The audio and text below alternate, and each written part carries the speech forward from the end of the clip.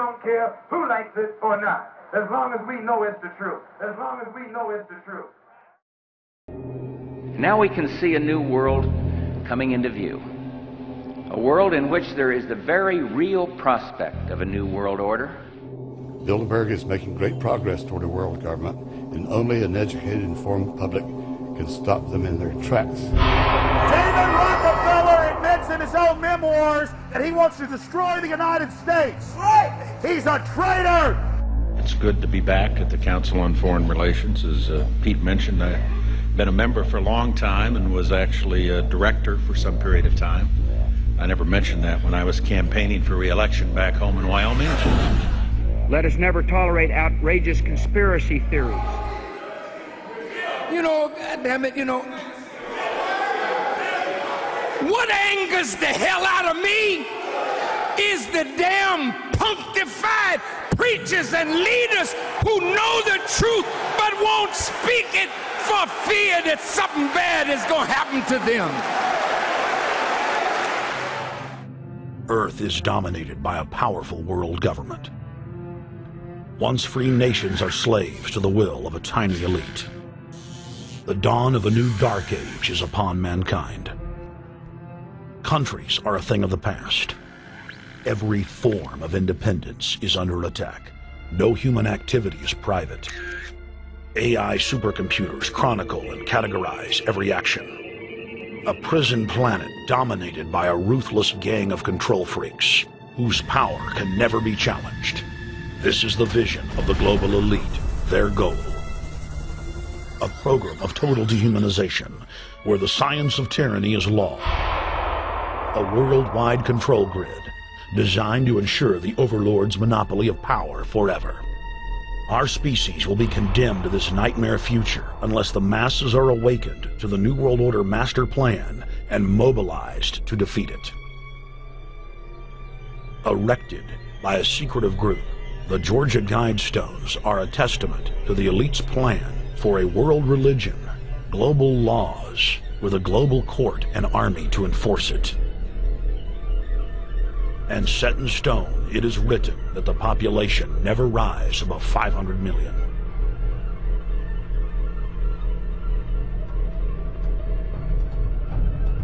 In this film, you will learn how our world is truly governed.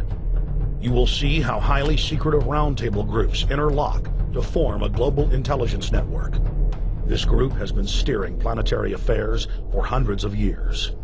Now, in the final stage, they prepare for open world government. A goal tyrants throughout history have lusted after. Dr. Michael Kaufman is a published ecologist specializing in ecosystem research, forest ecology, and ecosystem classification. Dr. Kaufman played a key role in blocking the ratification of the Convention on Biological Diversity in the U.S. Senate.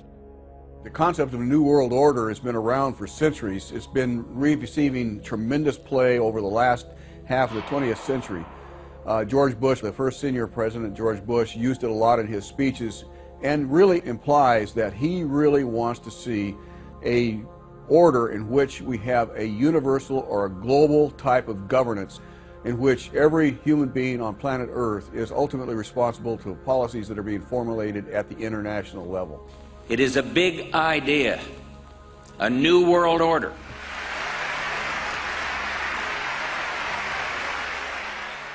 President Bush said that the New World Order was in tune, and that's what they were working for. The UN is part of that government. They're working right now very significantly for a North American Union. That's why there's a lot of people in Washington that don't care too much about our borders. They have a philosophical belief that national sovereignty is not important. It's also the reason I have made very strong suggestion that we need not be in the United Nations for our national security. And those people who have been yelling, oh, the UN's going to take over global Conspiracy government. theorists. They've been crazy, but now they're right. And who got the money? Hundreds and hundreds of banks. Any bank or that has access to the U.S. Federal Reserve's discount. Tell us who they are. No. You know, financial terrorism. They have the ability to tweak the knob. I am proposing that the Federal Reserve be granted new authority. They put on this show that they're bitter rivalries, you know, villains, and they really don't like each other. but behind closed doors, they buddy up for a drink and make deals. Both the Republican and Democratic parties are owned by the same global elites.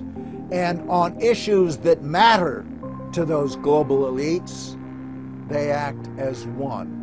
They've wrapped themselves in the American flag, and they've talked about preserving American heritage and principles, and all the while they're working to merge us into a new world order where our sovereignty will be destroyed. We'll lose all connection with our American heritage. With Bush, you knew exactly what you were getting. It was there was no iron fist in a velvet glove. It was just the iron fist. Whereas with Obama, you've got the velvet glove and the iron fist. You know, a very sharp guy, very smooth, knows exactly what he's doing. For that reason, far more dangerous than Bush. Well, at the end of last year, I was willing to give Obama the benefit of the doubt. I thought it was premature to write this guy off.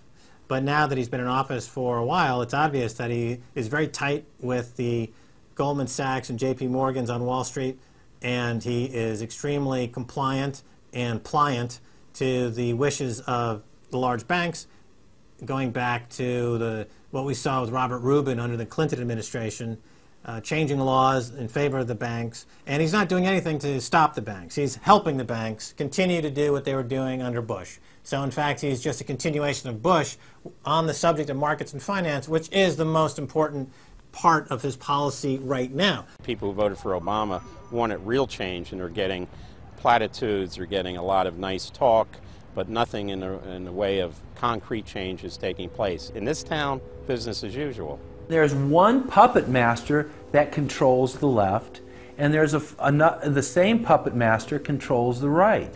They control the Republican Party, and they control the Democratic Party. This is not a party issue. This is not a left-right issue. The question is, who should government serve? And it should serve the people. In fact, government is just a tool of the dominant minority that uses economics and government law to enforce upon the public various mandates. The right-left paradigm in the U.S. and in U.S. politics is taken directly from the commercial world and the corporate world. In the business world, you have Coke, Pepsi.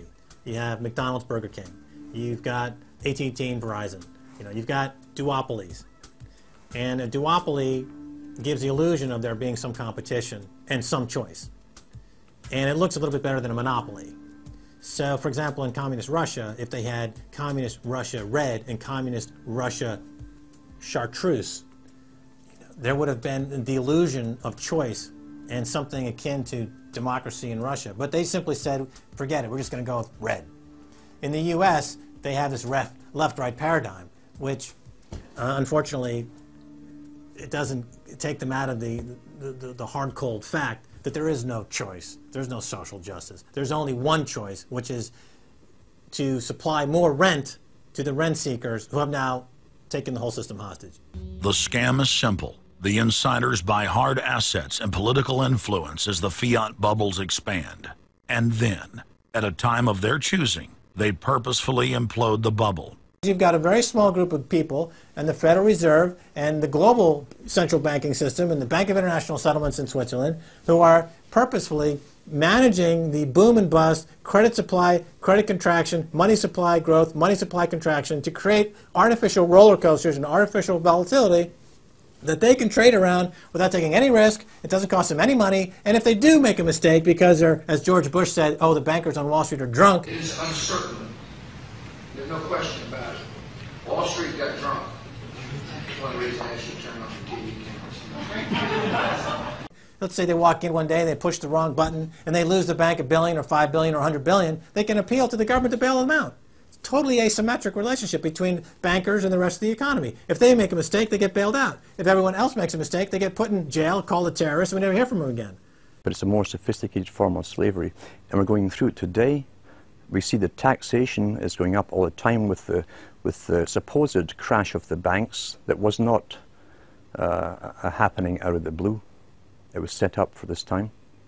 They could have kept it going for another few years if it suited them, and then crashed all the bubbles. But now is the time. As they say in their own writings, now is the time. One of the great benefits of an economic model from an economist standpoint is you can basically get whatever results you want. You can manipulate the inputs to make that happen. And that makes it a very easy tool to use to hoodwink other people.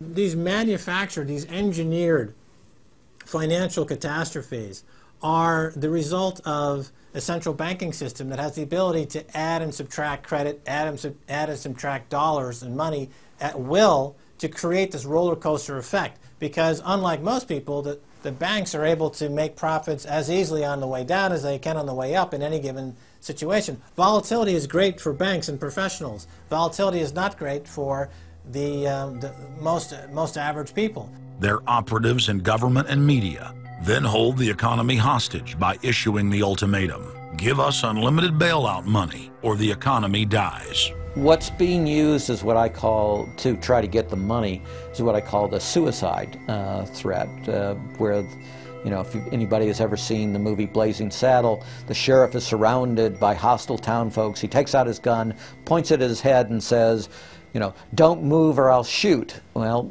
that's what the big banks are saying. You know, give us unlimited cash or we'll die. And if we die, you'll die because we're too big to fail. It is a false flag attack because Hank Paulson will get up in front of Congress and say, we need $700 billion because that thing, that existential threat, the market is attacking us and we need this handout to fight Mr. Market. Mr. Market is out there. We need to fight Mr. Market. It's an existential threat. Meanwhile, he is Mr. Market.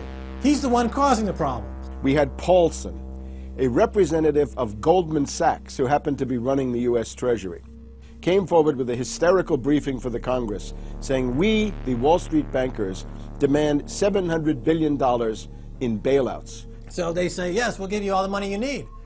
Well, you know, these are arsonists. Paulson, Tim Geithner, Bernanke, they're arsonists. They're asking for more matches. And the Congress is saying, who do we make the check out to? Who do we send these matches to? Who do we send the matches to? Is a ton of matches enough? Can we send you some gasoline to go with those matches? They're like, yes, please. Don't change our management. Don't pay us what assets are worth. Pay us way more than what our assets are really worth.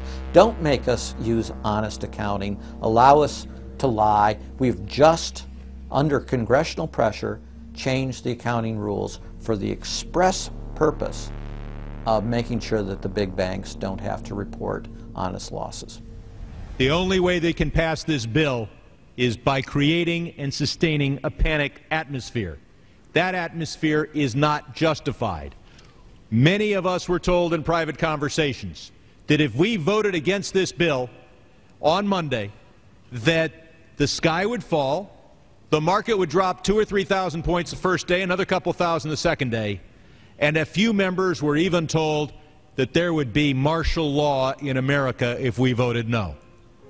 That's what I call fear-mongering. We have, you know, people in the government threatening martial law or things to get their way in the executive branch against Congress. You know, you know, if you put all these signs together, it doesn't look good at all. That, to the extent we are a democracy, we're sort of a hairbreadth away from a police state. Congress aided the bankers in carrying out the biggest heist in history with the so-called banker bailout of 2008. The bailout money, the $13 trillion or so dollars that have been given to the banks, is sitting on the balance sheet of the banks, and that is incurring interest costs. And that's going to precipitate the need to flush the system with more cash. And at some point, the dam will break, and you're going to have very high inflation. Some predict hyperinflation. Now, there's some very easy solutions. I could eliminate all income taxes tomorrow and have more than enough money to fund the government by using some other guy's bright idea. We tax the Federal Reserve at 0.0006, doubles our money until we decide to put them out of business permanently, because we certainly should not have central banks. We've put together an electoral reform pledge, and it's my view that any member of Congress, any member of the Senate that refuses to sign both the constitutional pledge supporting the Constitution and the electoral reform pledge should be put out of business.